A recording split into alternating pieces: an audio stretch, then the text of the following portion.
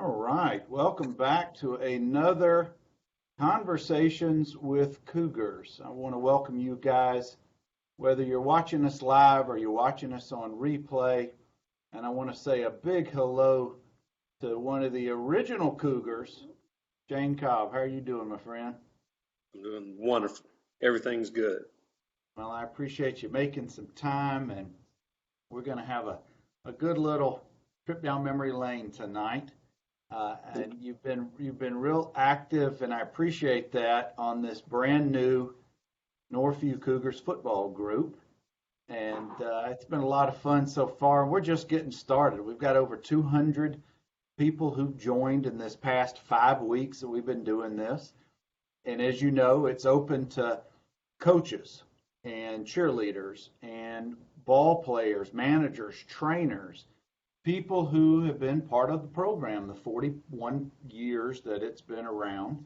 And I'm trying to do a series of these, Shane, every couple of weeks. And I'm so happy that you had some time and we're willing to come on for a conversation or two.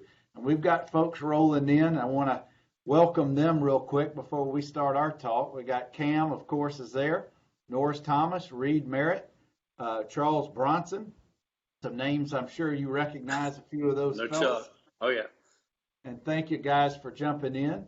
And Cam, before we get, Shane, before we get started with your experience being an original Cougar back in 78 when the program and the school was started, you were in junior high in Dothan. Take us back to that time period, 76, 77, and when did you first start hearing that Dothan High was going to split and a new school was going to form? Bernard, it seems like I remember my seventh grade year, really the minute I got to young junior high school, we heard rumblings, rumors, and it was pretty wild. And then my eighth grade year, it really ramped up, but it really hit home when I'll never forget Coach Jenkins, who some folks may remember him. They said, we're going to have a meeting for all Northview and Dothan High football players. So they sent us all to the old Northview gymnasium. And we walked in there, and the Dothan High group was on the right with Coach Krill, and then the Northview group was on the left. And it was kind of awkward, all these guys, because that's, me going to young junior high school, a lot of these guys, it was real odd us dividing up like that. And but I'll never forget, we went in there, and that's the first time I ever saw and met Coach Parrish. And I guess I don't have to tell you that he was absolutely fired up the very minute he walked in there. He was telling us about our jerseys, what we were going to wear or what he thought we were going to wear. And I just remember thinking, man, this guy doesn't like football. This guy lives and breathes it. But it was infectious. I mean, when I left there, I was ready to, although like I told you earlier, my body wasn't ready to play. I was about a 5'5", 100 pounds if I weighed that. And, but after I left that meeting, I'm like, man, this is for me. It had me fired up. And, but one thing I remember that meeting was all my friends that went over on the Dothan High side, like, Leroy Marshall and Tim Atkins, and some folks may remember those names. They gave me a hard time after that. They said they were calling us Kmart High. That's what we were known as when it first opened, because there was nothing out there past 431 other than that Kmart. Well, that name, when I'm a few years behind you, but that name was still part of the moniker that folks used to call the school. But let me ask you, how did you know, or how did you learn who was going to Dothan and who was going to Northview at that time? Really, it was you could read it in the Dothan Eagle at the time, but it would, even in the Dothan Eagle, it would flip flop. I mean, really, truthfully, there was a time that I went to that meeting, knowing that I was going to Northview High School. Within a month or so, I'm like, maybe shifted over to Dothan High, and really, truthfully, I did live right on the line. I think at the time, if you were right there, that line was not a thin black line; it was a large gray line. And but to answer the question, I mean, it went back and forth, but I knew definitively, obviously, I think the first of summer, before we had to go for our physicals, I knew, okay, this is where I'm going. I'd signed, I'd already filled out all the enrollment, and I knew I was going to be a Northview Cougar at that point. So that was the spring going into summer of '78, and school started that fall. When did you first get together with any other Northview kids to start putting together a football team other than after that meeting? Well, really, of course, we went in for our physicals and our first practices. We went into the locker room, and of course, hey, you're ninth graders. You get what's left, basically. Right, right. And so, like any group, when you're in a new school, we went out there. Some folks, they didn't have their girdle pad. We had so many kids out there, some of them didn't even know what a girdle pad was. But it was pretty wild, and you remember the hill. We were introduced real quick to the hill, and we had great coaches, Coach Kirkland, Coach Tribute. I think they did what Coach Parrish wanted, which is, I'm sure, I would have done the same. Look, play all these kids, play as much as you can, find out who can, who can't, and where and how fast and how well you think they'll do. But that ninth grade year playing them, there was no grass whatsoever. It was pretty tough because there were rocks everywhere. When you got tackled, you knew you were going to have a small stone embedded in your kneecap Somewhere. or your elbow. Yeah. Oh yeah. But yeah, once everything progressed pretty fast though. I mean, once we came and took our physicals, it was bam, bam, bam. The school was so new. We're sitting in classrooms that some of them didn't even have carpet in them, and so we're caught up in the new school thing. At the same time, you're watching the older guys out there practicing. Of course, as ninth graders, unless you were one of those that God put His finger on and zap, you weren't going to be out there with the varsity practicing. But like I said, the ninth grade. That year was definitely seemed like it was a long year, but I got to meet all these guys that I eventually, that I came to consider brothers. Absolutely. What Coach Parrish talked about, that there was, I think he said 130 odd guys came out at spring training, but that's not who made camp when the season began. It wasn't even close to that. It was a third of that. So I suspect that was a tough spring and going into the fall camp. That was tough. Yeah, they practiced at Rip Hugh Stadium. The varsity did. So it's ninth grade.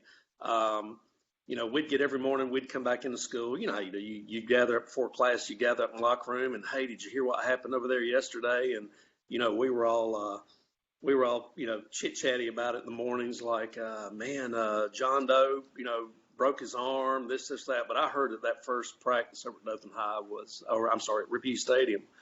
I heard that it was pretty tough. All the older guys that I spoke with said, "You ninth graders are lucky. The dirt and the stones and all, we were still a lot more fortunate than them, other than having to run that infernal hill." Well, that hill remained part of the unfortunately part of training all the way up through 2018. I know that Coach Josh Parrish utilized that. He posted a video in the group showing the guys running, and I don't miss that hill one bit. And I went by the school the other day. I was down in Dothan for business, and I saw that, and I was just shaking my head. That is just bad memories for everybody who had to be subjected to that. Mm-hmm. It was pretty tough. Shane, take us to the what was it like at a brand new school? You're a ninth grader, so I guess the year prior you're probably thinking, I'm going to Dothan High, and I'm where everybody else has been going for years and years. But I'm across town, awesome new huge campus, hard to figure out where I got to be at the right time. And Lord help you if you got to go from one end of the campus to the other in a 5-minute span or whatever. But then trying to figure out high school football. Talk to us. How did you transition that, and then starting the ninth grade football season? I mean, it was really tough, and it was chaotic most of the time. I mean, when that school first opened, most of the bells didn't even work properly. We were constantly, Dr. Smith was telling us, I think he told us one time that we missed a fire, one of the fire alarms went off, but it didn't go in sequence like it's supposed to, and he told us that all of us had pretty much been burned to a crisp.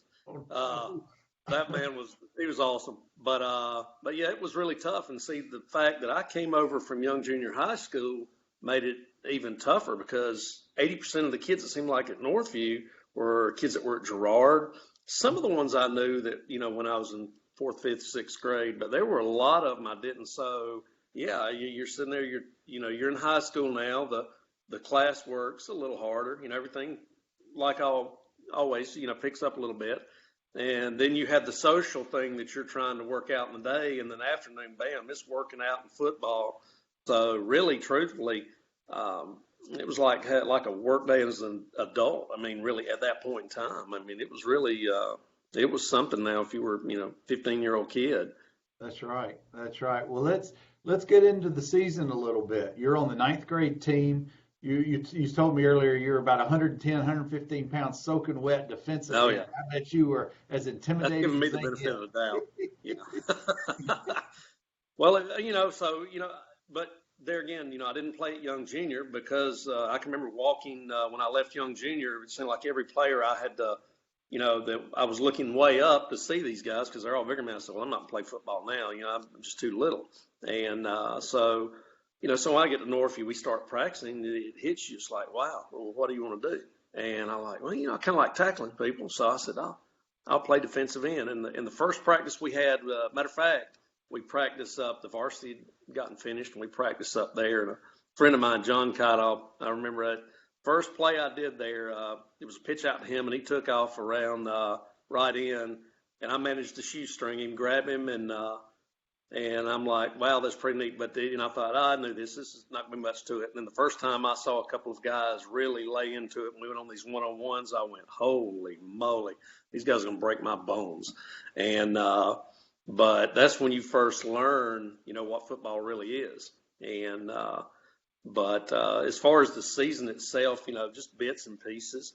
There again, Coach Kirkland, Coach Tribute were really good. They worked at us on everything, and they really ran us through it. It seemed like, as far as wins and losses, and I'm sure some of my classmates will correct me, and some of my teammates, but it seemed like we were about a 500 team, which, in ninth grade football, when you are moving people in and out, it's just like baseball or anything. You're really shooting for 500, but you're making sure that all these kids are ready to move up to the next level. Well, let's talk about that. What was your first experience about getting to dress out on a Friday night with the varsity? When did that occur?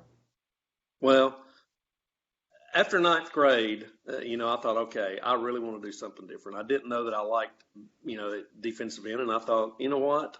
I love to have the football in my hands. I love catching footballs. I want to run, and I thought, I'm going to be a wide receiver. So my goal in the spring was like, hey, I want to start JV. That was my goal that I made for myself, and I put a lot of my personal convictions I put on myself. I said, you know what, I can do this. I know I can. So I really focused on it and worked really hard in the spring. And let me tell you, we had some fantastic. All those older guys, gosh, and I'm not going to try to name them. I'm like Coach Parrish. I throw a few names out there other than Dwight Jones, which, people say, how fast was he? And my first impression of him was when we had a bad thunderstorm and lightning hit one of the goalposts. And Coach Parrish yells, take it in, boys. And I look up, and Dwight's already taking his shoes off up there by the back steps of the locker room. He could go through the ropes in about 3 steps, and he was just an unbelievable talent. And, all those guys being up there with the older guys was a lot of fun. And you learn from them, you watched them, and a lot of them were great mentors. One that's no longer with us, Greg Mathis. He used to always say, hey, man, I saw you in a JV game, this or that. And, you did really good. But my first experience up there, my goal was to start JV, and I did going into that fall. I'll never forget, we went into that first game against Carroll High at Northview Stadium. And, of course, we got ahead of Carroll High like we always did at that time. And I can remember being in that huddle, looking up, and all the guys were my age standing there staring at David Alford and thinking, wow, I did it. I don't know how I did it, but I'm out here. And I just soaked it up and was so thankful. And, of course, JV was, to me, 10th grade was just a fun year. Coach Hicks was in charge of the JV, and Coach Hicks, we had plays, of course, but now Coach Hicks liked to just scribble them out in the dirt. Hey, Cobb, do that one pass where you run over there and you do this or that. And we enjoyed it because, it was that JV football in 10th grade was nice to get away because, those varsity practices were pretty intense. So a lot more than, a lot more so than what we're used to in ninth grade. But, Shane, you're so right. The JV games to me were just, you could let your hair down. There was nothing compared to that varsity practice across town, and we had so much fun. My 10th grade year as well, and Charles Bronson's throwing out some names for you: Danny Carmichael, Andy Johns, Jimmy Lewis, Dennis Douglas, and that's some of the guys who really, Charles says, set the tone. Some of the older teammates who set the tone. Oh yeah, Dennis Douglas is still a really good friend of mine. I love him to death. I used to ride to school with him. He'd pick me up for he called me little guy, a little dude. That was always so. How small he is. That was his nickname for me. But one of the things I remember about him when we were that first summer practice and we were getting after it, and I remember one time we ran a reverse. It's first team D, and I was on JV, and so I take off going around the left side, and I'm thinking, okay, I'm breaking in the clear. All I've got is Gene Houston, and I'm gone. I'm like, Yeah. And let me tell you, I got then, and I don't know where he came from, but I just remember it grooved a line in the side of my football helmet. Oh, That's wow. how, I was like, holy moly, I didn't get the tag on that bus. It was, but those guys, Andy Johns, I see Andy occasionally. They were just all really fantastic high school football players in college. Some of them got to play college ball like you did. I was going to say a bunch of them did from those first years. But you know what was so unique about your class and that first 3 or 4 classes leading up to the 81 team is that it was the beginning of a brand new program. And you guys helped set the tone for the next group, my group that came along, and then the group after that set the tone for each along the way. But what was consistent those first 12 to 13 years was Coach Parrish and most of that coaching staff, Hicks and Tribune and Johnson and Andrews and Griffin. Those guys were all, all the core coaches during my years. I want to welcome Philip Braswell just joined us. I know you know Philip. Shane, let's talk about being in the huddle with David Alford. David, as we all know, is a successful surgeon here in in Dothan, and unfortunately suffered an injury midway through early in the 81 season. Dickie Lillard came on and did great and led him to the championship. But what was it like being in the huddle in JV and beyond with David in that huddle? Well, yeah, obviously David is a very cerebral person, and he knew he just didn't make mistakes. So you knew that when he was calling the plays and running the offense, you knew that on his end everything was going to be flawless. And the biggest thing with David that I used to, he doesn't know this, but when we used to, we'd run sprints in the day, sometimes I'd find him and I'd go, I'd try to see if I could outrun him because we're talking about a person that got to sit in Coach Bryant's office. Back then that was a pretty big deal. And but David was extremely fast. If David once he broke past the linebackers, he would squeeze between the corner and the safety, and he was gone. I mean, he was really fast. But David was, he's another one of those guys that me, Bernard, he was just a great athlete. And there were a bunch of them that went through there that were like that. One that comes to mind is Reed Oates. These guys, him and Larry Parker. Larry was a great wide receiver. Technique and everything. Larry was fantastic. Reed Oates, once we went to the Wishbone, he didn't play receiver. He really, to me, it seemed like he was in the backfield as much, but he was such a fantastic athlete. I know what Coach Parrish was thinking. Yeah, hey, I got to have him somewhere on the field. But yeah, I mean, these guys, Mike Durden, big guy, could throw he may not flatten it out and throw it far, but he was big enough he could get it downfield to Larry. And gosh, it was just so fantastic having to watch all these guys play. Now I'm just amazed at how much talent was on that field. Good friend of mine, Steve Ince. Steve was until he got hurt was a fantastic blocker and a good running back. And honestly, to this day, I know some of my teammates that were seniors when I was will probably go. They'll probably point their finger, but to me, I think my 10th grade year, that group we had then in '80, I think to me, they were certainly worthy of a state championship. We were stacked top to bottom, and I think Coach Parrish will admit this. I think that transition to the Wishbone. I know we played our last playoff game that year was against Bay Minette, and it seems like we put the ball in the air, and I think he wanted to get back more to be, to running offenses is what I feel like he wanted to do. And I don't blame him. With what we had coming up, including some of the guys in my class, that was the best thing to do. Well, you're I hated the Wishbone now. That's right, because the ball didn't go in the air much. Receiver, Bernard, there was never a play that I wasn't open. There's no such thing as a wide receiver open. But yet you were expected to be blocking 15 yards downfield, waiting on Dwight or somebody else to catch up or run right into your back as you're holding your block. That 79 team, your sophomore year, that was a 9-2 team, lost to Baldwin County in the first round of the playoffs. Then your junior year was 7-3, ended unfortunately with a loss to Dothan. But let's move into your senior year. Okay. Expectations are high.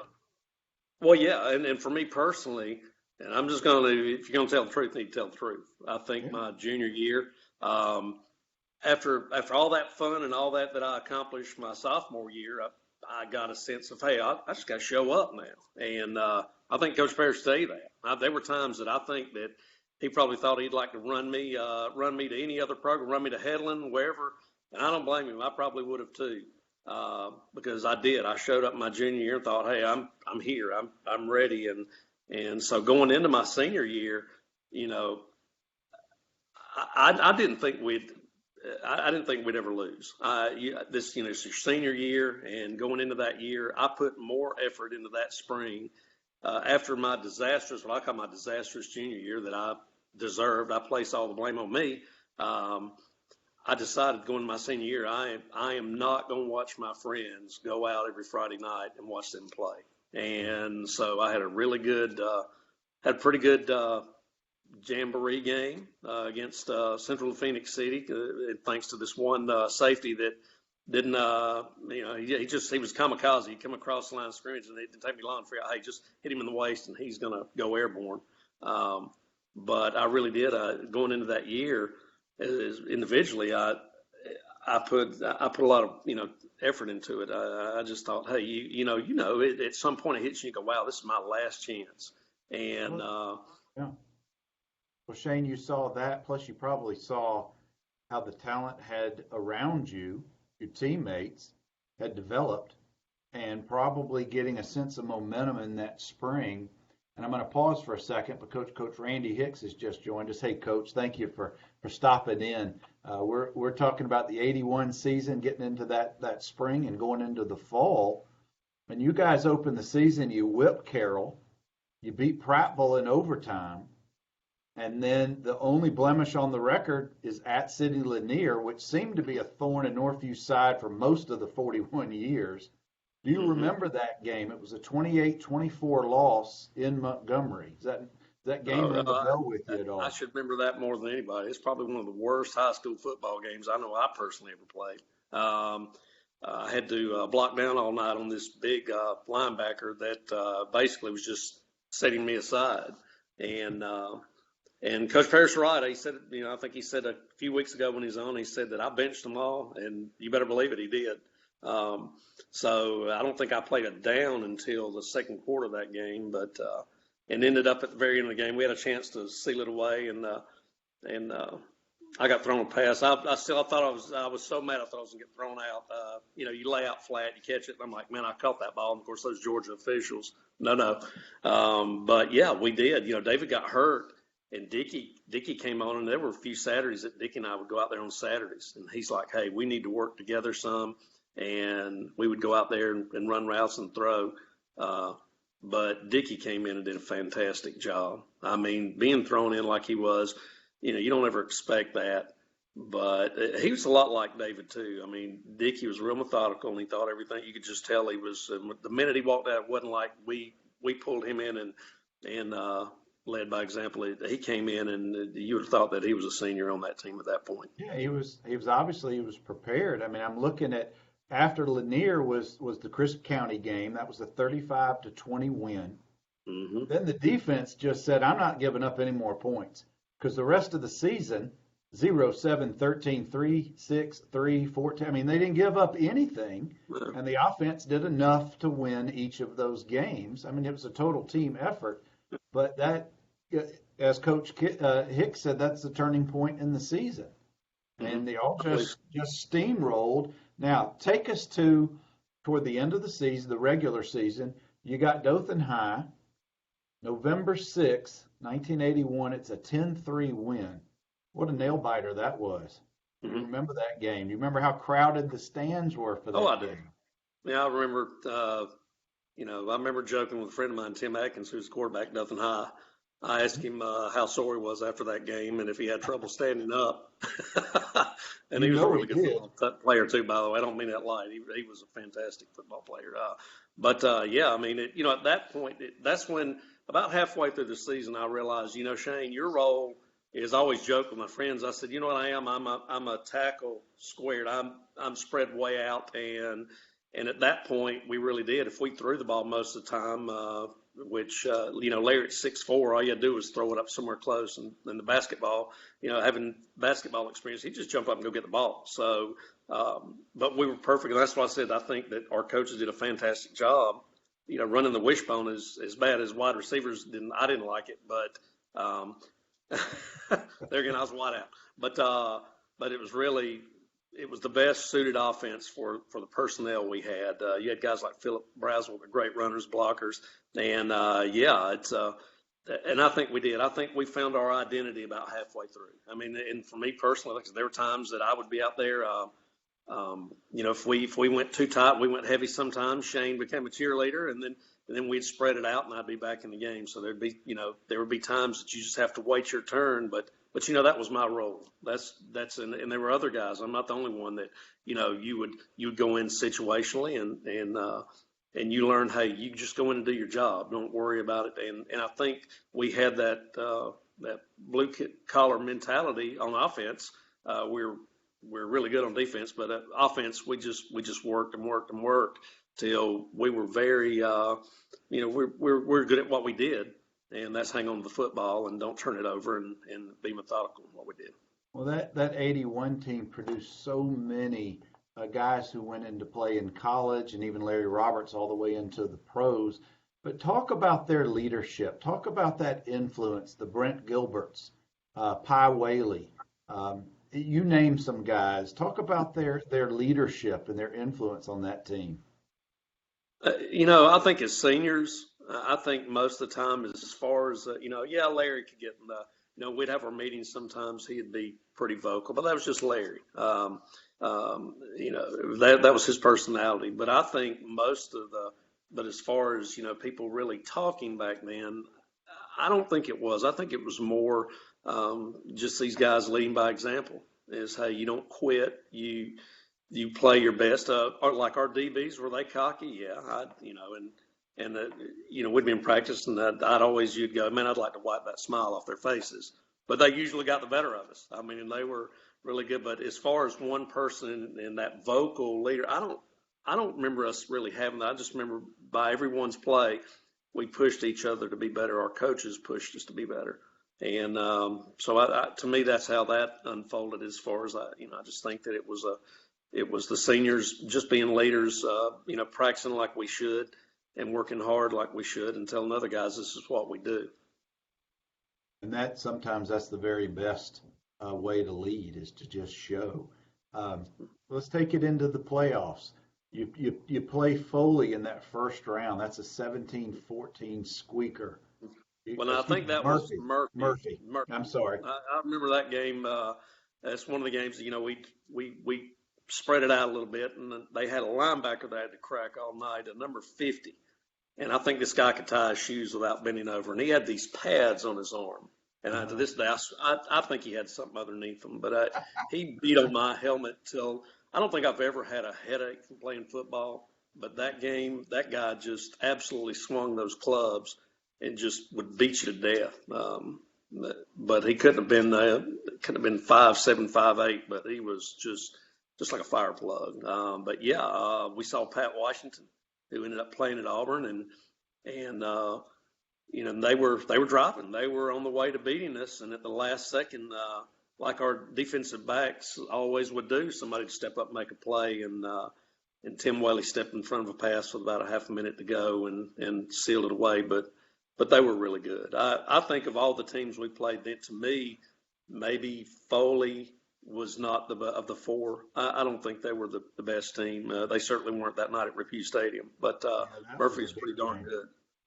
Yeah, Pat Washington threw 2 touchdowns in the second half of that game, and but then the next week you guys took care of Foley at home. Doug Jones had a big game. Brad Kennington had a fumble recovery for a touchdown. Brad Kennington recovered a fumble every game, I think. I think it was just a matter of where on the field he was going to recover it, because that he could find the fumble or it'd find him. Some guys just have that knack. Ron Ely, big touchdown in that game, and Tim Whaley, fumble recovery for a touchdown. But then you take on Jeff Davis at Jeff Davis, and it's a 10-7. It must have been a slugfest. It looked like from the box score, it must have been a tough game. Larry catches a touchdown pass from Dickey in the second quarter. They score in the second quarter, and then Alan Lopez wins it theoretically in the third quarter with a 42-yard field goal. Mm-hmm. If I'm not mistaken, and then you can correct me on this, and maybe Coach Parrish will, I thought the coach for Jeff Davis at that time, and I could be wrong, I thought it was who was? No, it wasn't. I'm thinking of the game you guys played against Lee. Spence McCracken. Spence McCracken. Yeah. So hey, that's what you get with a 55-year-old mind. But anyway, yeah, that game was a absolute. That's all it was. At that point in the season, it was, and that was the mentality then too. A lot back in the late 70s, early 80s is really, was, hey, this is what we've got. We're just going to hit you, and the best team is going to win. And back then, until you guys were able to start throwing the ball around some, that's how the game was played. And that game was typical of, especially at that point in time of the season, most high school football games. It was just man on man, and who's the best one. I mean, that's right. How they went. Well, I want to welcome Coach Harry Wayne Parrish and Hunter Parrish and Michael Sadd have joined us. Thank you, fellas. Your comments are certainly welcomed. Let's take it to the championship game, the 4A championship game. Now, if you look at the history book, southern half of the state really was more dominant than the northern half in the 60s and 70s, and that day was no different. You're taking on Carver of Birmingham, 4A, all kind of big names in that game for both teams. What was it like? I know you guys went up the Tuesday before the game to do a practice, and what was that like, taking that bus trip and that practice that day? I mean, as a high school kid, obviously when you were in college, you're like, oh, there's nothing to that. But for a high school kid that had never experienced anything like that, going up there, we felt so special. And one thing I remember about AstroTurf is that was the god-awfulest playing surface ever invented. I went down to, we had been there 30 minutes, and I went down to get a pass and during warm-ups. And I get up and I'm like, boy, my knees are real hot. There was no skin left on my kneecaps. And I thought, that is the worst playing surface. I was shocked that there weren't more injuries on that. But, yeah, I remember seemed like that kid at quarterback for them signed with Southern Miss, and he is really athletic. The thing about that game that really stands out, other than Larry snagging a key pass or two at the most opportune time for us to win it, is I remember that kid scrambling around and throwing one, it seemed like 40 yards in the back corner of the end zone. That guy was wide open. I'm like, oh my God, we're fixing to lose a state championship right here. And all of a sudden you see this flash go across there. And I believe it was Pi Whaley that knocked it away, but that's when the celebration began. But yeah, for a high school kid, that was really something. And I know that, when you guys went there, you would say those bus rides up there to practice, you wish that all kids had the opportunity to do that. And even, when I coached some, once I got to the point in my life where I could volunteer and coach a little bit, you appreciate moments like that. You take so much for granted when you're that age um, it's a shame that more people don't get to do it, and you feel sorry for them. Well, you guys again laid that foundation of expectation for my group that came along. But sticking with the Carver game for just a minute, it's 0-0 at half. I'm sure it was a slugfest. In the third quarter, let's see, Larry catches a touchdown from Dickey, and Alan Lopez kicks the extra point. And then they score not too long after that, or toward the end of the quarter, I think. They block a punt. Mm-hmm. But then take us to that extra point, which ended up being unsuccessful. Do you remember that? I don't, but now I'll say this. In high school football, once I got to the point where I helped volunteer coach some at a private school, you realize in high school football, you definitely don't take the extra points for granted because there are some teams that are flat awful. Yeah. And the type team that Carver had, I would have been shocked if they had a really good kicker. It's just these guys were just all very athletic, and especially that quarterback. He was like you, man. He could spin it. And but yeah, I don't remember exactly how that went down, but it's just been so long. It's just bits and pieces now, and then there's things that are just etched in that you do remember. I remember the pride of running out there before the game started, and that's when I really began to like it. You start soaking it in, and frankly, in that game, like I said, when we went with a heavy package and too tight, Shane watched a lot of the game when we spread out. So that game was one that I probably played a handful of plays. But that wasn't. Now Shane didn't like that, but that's not what was best for Northview. And we had packages that certain people, you know how that works. They go in and out. And but as far as that game itself, like I said, the one thing that just sticks in my mind is that last gasp pass that really, I don't think people realize how close that came to being completed. I mean, Tim had to make one heck of a play to get over there and knock that away because that kid was standing there by his lonesome right in that far left corner. Well, I'm hoping somebody who's part of our group has that game tape. Maybe Coach Parrish, I don't know who, because I'd love to watch that game. I've never watched it. Our game somebody put on YouTube, so we've at least got that for folks to watch. But my experience, I'm an 8th grader the year y'all win it. And I had a ride lined up to come up to Birmingham, and for whatever my parents' wisdom, I didn't get to go. And I was madder than a hornet. Now, I did get to listen to it on the radio, and listening to games, now as a grown adult, I love listening to sports on radio, especially when you've got somebody who is descriptive. And I really can't remember the announcers, but I just remember I wish I was there. But I know as time goes on, 50, 60, 70,000 people will claim that they were there that game. In reality, it was probably in the 20s. I don't really know. But was that the biggest crowd you had ever been in front of? Oh, there's no doubt. I had one of my cousins call me that lived in Atlanta and said there was like 23,000 people there, which I don't know how accurate that was, but I do remember. And I remember when they scored, I remember their side it sounded like a freight train over there. It was so loud. So but you know what? With the quality of football that we played, we went a lot of places that got loud. Ripview Stadium was loud back then, and the whole over at Bates Stadium, that was a loud place, and it was really a special time in high school football that like I said, a lot of people don't get to experience that. I go to football games now, and there's some of the crowds are smaller, and I'm like, man, it's how special was that. And it was really a great time. But now, like I said, to this day, to me, and I think we talked about this on Facebook, the best Northview game I ever saw, and I hope all my teammates don't get mad with me, was that game where you guys came back and beat Lee. That was, and I think I commented that throw you made in the back corner of the end zone in that game. I was sitting there watching. I'm like, holy moly, he just dropped that. The only place he just a fantastic pass. And I was thinking, wow, man, I wish we'd have thrown that much when I was a senior. But like I said, but watching you guys was just pure joy, and we were extremely proud. I know a bunch of guys I did, they came home from Tuscaloosa and Auburn to watch that game, and it just made us so proud. We're like, man, this is, and Coach Parrish is to thank for that.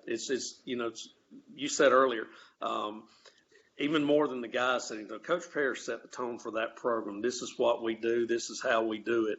And to me, that's why that program took off like it did. I can't think of there is nobody that would be better suited to take that job. It'd be hard to fathom somebody else having that job that when he got it. Well, Shane, thank you for those kind words. I'd like to tell you I had the whole thing orchestrated for the fourth quarter. We caught lightning in a bottle. We were there. It just happened. But thank you. But if you may or may not remember this, we went for two each time, I think, or maybe two of those three times.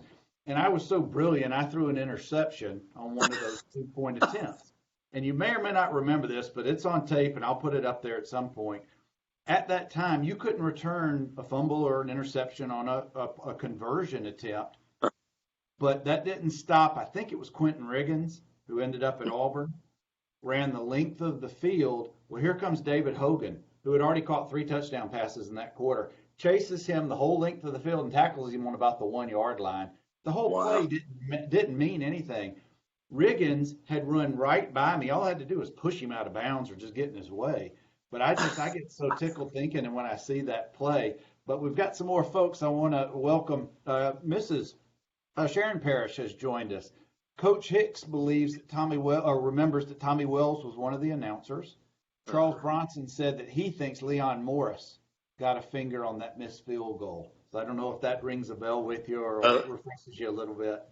I was going to say he had to get penetration in because Leon he was vertically challenged. He wasn't the tallest guy on the defense, but let me tell you, he was. If you had to in practice, you had to crack or hit somebody. Leon's the last one. I'd much rather Kershaw or Pye or Kite or any of those guys than Leon because you're not moving Leon. It'd be like running the side of a building.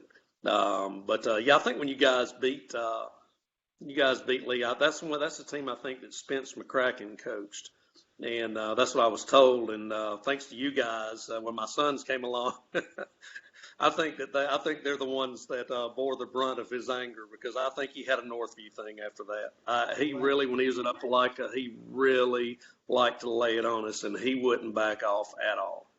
I think that one's still stuck. I think he thinks that's the state championship we got away from him. Well, we'll get to your sons in just a minute, but I want to stick with post 81 championship win. Everybody's coming back to Dothan on the team and their heroes. What was that? What do you remember best from the reception and how things unfolded in the days, weeks, and months after that big win? Oh, it's just more of the special stuff that they're getting when you're 17 years old. You think, this is how it is. The city of Dothan had never had a state championship, to my knowledge, in football. And Dothan and I had lost in, I think, 74 and 75 in the state title with Stedman Shealy as the quarterback both of those years, I believe. Well, we got, of course, now right there where Solomon Chevrolet is now, there was nothing there then. That was still out there. That was outside of Dothan. And I can remember police cars, spread out with the lights on. And we came back, and it seemed like there were civic clubs, the city of Dothan, the commissioners, that were getting all these plaques. And you're like, hey, this is neat. And it's sad because you really don't appreciate it for what it really was until you get older. It was something. It was really something. I'm sure you guys went through the same thing. That you just all these things went on till probably spring, and after that, once spring training started, I'm sure Coach Parrish was like, "Hey, that's enough of that. We're moving on. Got to move on." Well, reality came in a hurry because the first game of '82, and I'm a freshman, and I got to travel to Americus. And they just went 36 to nothing. It was awful. I remember that. That was terrible. That was the fall of 82. And now I'm going to look to see what happened in the first game of 86. What happened to open up that season? Let's see. That was a 7-6 squeaker against Lanier. So, different results. But Shane, wonderful memories. But now I want to transition. You've been talking about your experiences playing on the high school level and what you went through firsthand. But then later, you get married, have kids, and now your kids are coming up through the ranks. One thing that was very difficult for me, I have two daughters, both who are in their 20s, and they played high school sports all the way up through certain grades. And rec ball, I would be one of the volunteer coaches.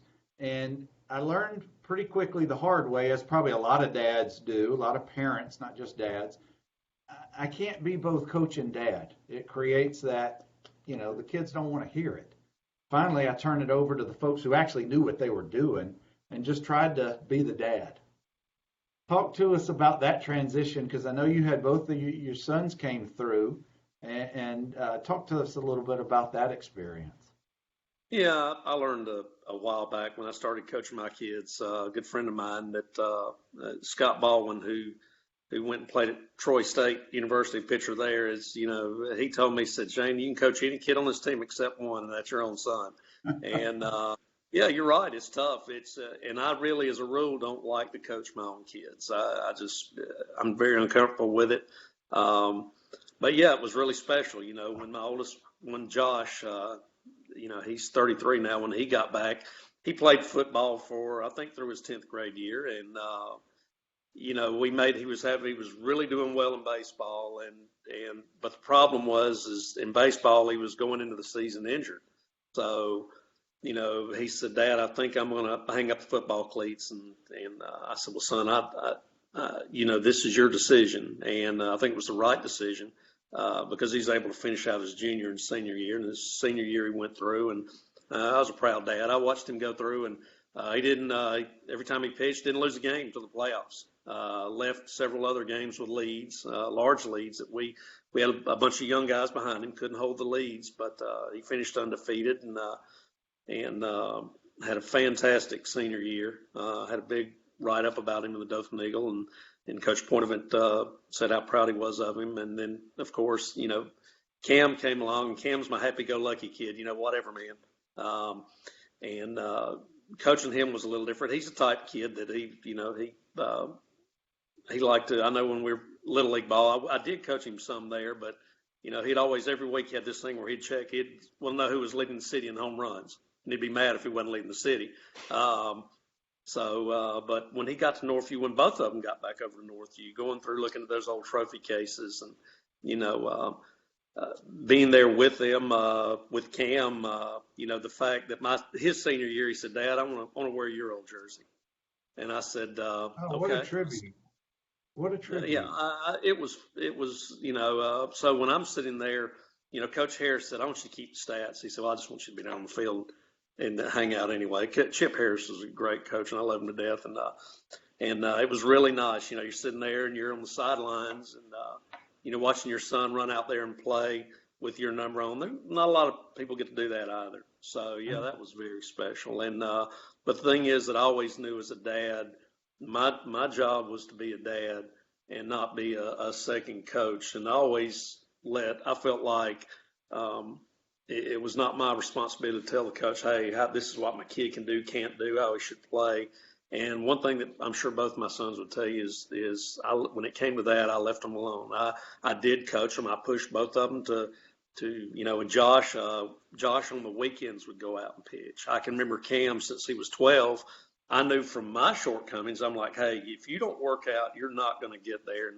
And I had Cam working out when he was 12, 10, 12 years old. I wouldn't let him put a lot of weight on there because I knew his little old bones were brittle or were soft. And he'd get mad. He'd storm out of the garage sometimes saying, I'm done. You're not letting me max out.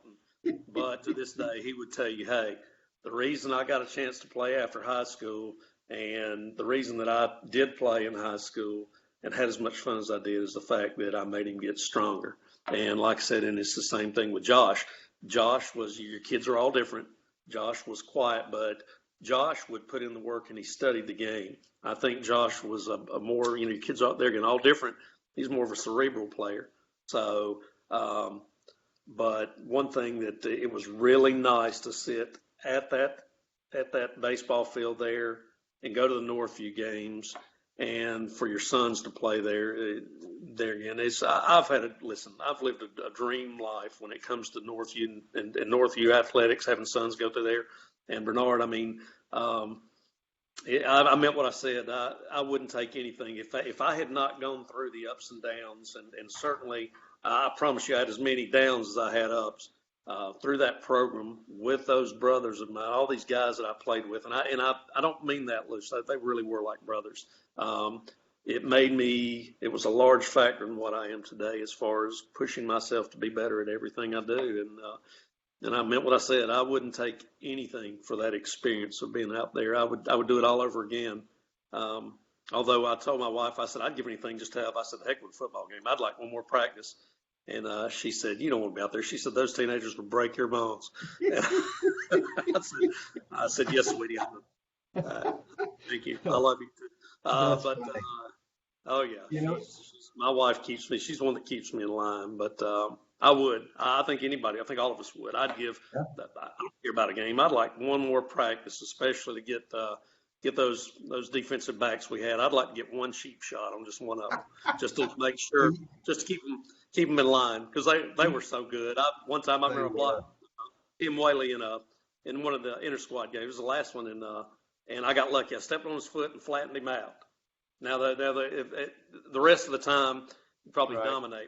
I told him, I saw him a few years back, and I said, Tim, I would only block you maybe 2 times out of 10, and you're going to daggum sure give me credit for those 1 or 2 times out of 10. But yeah, it was my whole, everything's just come full circle, having my kids go there.